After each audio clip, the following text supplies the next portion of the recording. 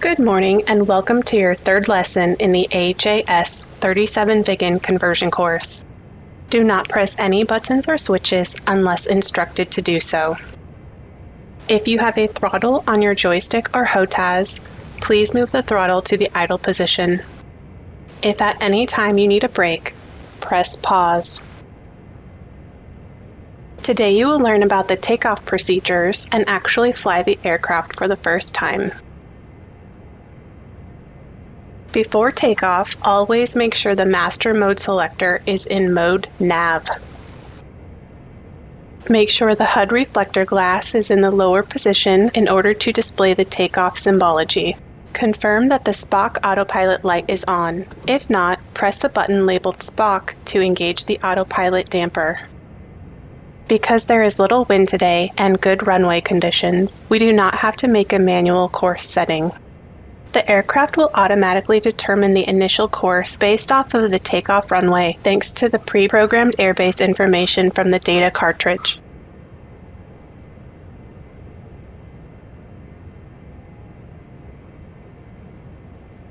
Before you take off, we will briefly review the afterburner indicator.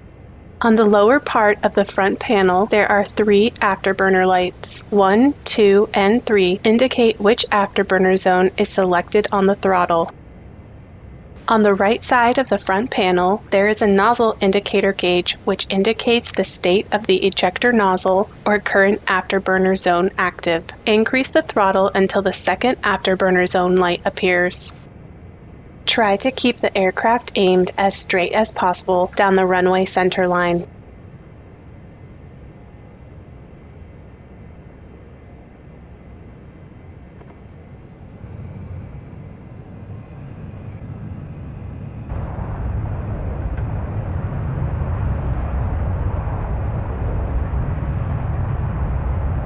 Start pulling back on the stick at around 270 kilometers per hour. Elevate until the flight path vector is on the same level as the top end of the longest pole of the pull track and maintain it there. This will give you a 30 degrees nose up attitude. Retract the landing gear by clicking the landing gear lever. Elevate the HUD reflector glass to in-flight mode in order to display the HUD symbology when at lower angles of attack.